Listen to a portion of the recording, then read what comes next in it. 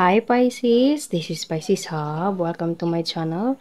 So for today's video, gagawa tayo ng daily reading for Pisces sa araw na ito gamit ang ating tarot cards and ang ating The Keeper, the Fortune Telling card. Kung meron po ka naririnig na background noises, Pisces, pasensya na po talaga, okay? So, alamin natin kung ano mga posibleng mangyari for Pisces sa araw na ito gamit ang ating tarot cards.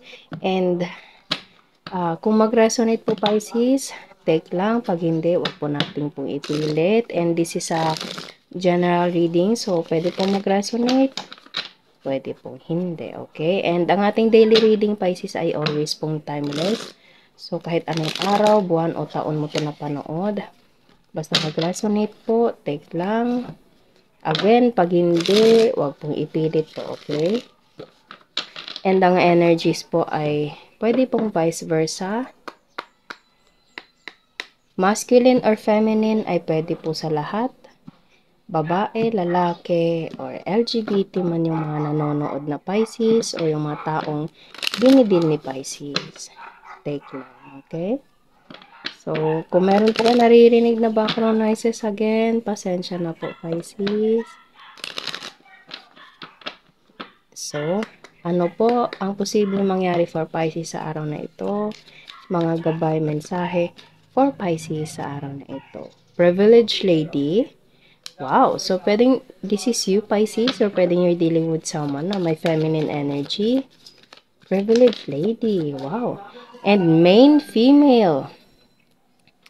So, meron tayo ditong swerteng babae or swerteng feminine energy, babae or lalaki or LGBT po. Okay? So, there is someone na maganda. Okay? Maayos na feminine energy. Pwede ikaw to pa. Wow! Great fortune. Wow. So, again, sinabi ko kanina, merong isang feminine energy na swerte. Okay. So, ang ganda naman. Privilege and great fortune for this feminine right here. Wow. So, pwedeng you're dealing with someone na ganito. You feel lucky for this person or this person feels so lucky for you or pwedeng ikaw to mismo, Pisces, na sobrang, alam mo yun, ramdam mo yung swerte. Ramdam mo yung gaan, ramdam mo yung ganda ng paligid or mga nangyayari sa buhay mo, okay? And there's a false person right here. Bottom of the deck is house. So, itong false person na to is some like hindi naman siya totally bad, ano, pero something like there's a mystery. Meron ka pang hindi alam sa taong to, Pisces, or you're dealing with someone na may feminine energy, or pwedeng ikaw to. Itong mga taong nakapaligid sa'yo is parang hindi pa nila alam kung ano yung mga ano yung totoong ikaw. Okay, so, pwedeng there's a mystery on your part, Pisces, or pwedeng you're dealing with someone na ganito. Okay? And meron connection sa bahay. Merong connection sa bahay. Okay? Pwedeng kasama mo to sa bahay, or pwedeng something na gusto mo siyang makasama sa bahay. Pwedeng ito ay feminine energy na gusto mong, alam mo yun, gusto mo na siyang makasama habang buhay, makasama araw-araw. Okay? And you are so attracted to this person, Pisces. Feel mo parang merong mysterious mystery with this person, okay? And yun yung nakakapag-attract sa'yo sa kanya, Pisces, okay? So, it's either this is your energy or you're dealing with someone na ganitong energy po. Okay, so, ano pa ang message for Pisces sa araw na ito about this feminine energy right here? 3 of Wands. There is a planning. There's a planning to travel. There's a planning of something. There's a processing. There's a looking forward. Okay? As I said kanina, pwedeng you're dealing with someone na parang, alam mo yun, sobra kang attracted sa taong to, or this person is so attracted to you, Pisces, and yun yung parang humihila sa kanya papunta sa'yo, okay? And he or she's planning towards you he or she's planning something to come towards you, okay? Or pwedeng you're dealing with someone. And as of now, Pisces, he or she's working so hard para maisakatuparan itong plano niya sa'yo, okay? Nagtatabaho siya ng maayos, lahat ng mga bagay, pang-araw-araw, pag-iipon ng pera, ginagawa niya para lang makasama ka niya. And you will feel so privileged lady. Okay, you will feel so blessed, you will feel so swerte, Pisces. Okay, or pwedeng you're dealing with someone na ganito. So it's either you're planning for something towards this feminine energy, Pisces, or you are the feminine energy and there is someone na sobrang mysterious.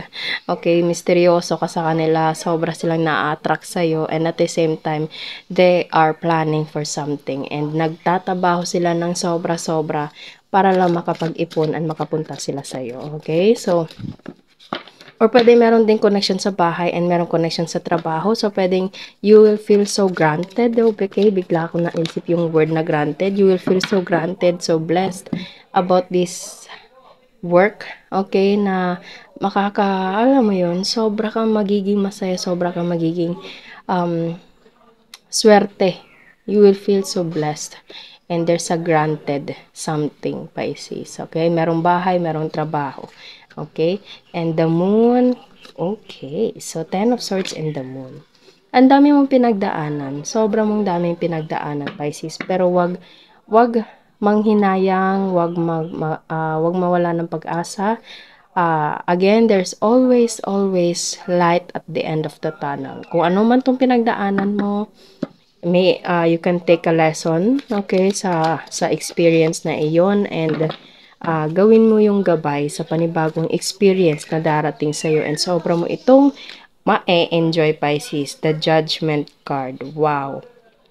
So this also represents something as blessing in disguise, answered prayers, okay? So wow, kung ano man yung napagdaanan mo dati, Pisces, 8 of Swords and 10 of Swords, andun yung takot, andun yung trauma. Okay, naririnig ko yung word na trauma. Pasensya na po talaga kung meron po kayo naririnig na background po, background noises, Pisces. So, kung ano man yung napagdaanan mong trauma, mga betrayals, something na, alam mo yun, past experience, okay, na kung saan, yun yung minsan nagiging hindrance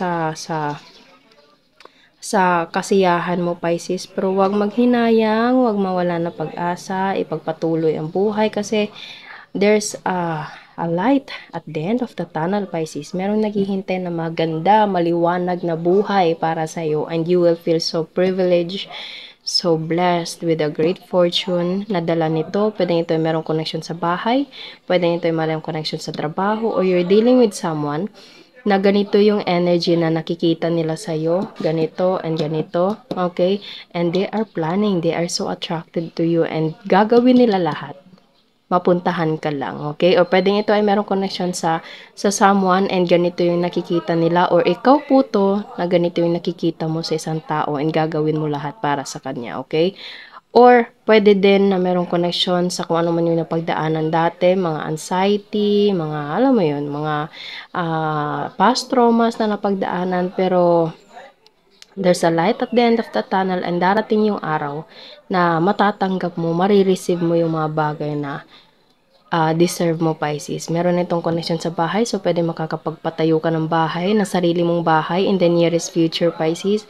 Or pwede merong magandang trabaho na nakalaan para sa'yo. Okay? So, wag mawala ng pag-asa kung ano man itong si 10 of Swords and si 8 of Swords.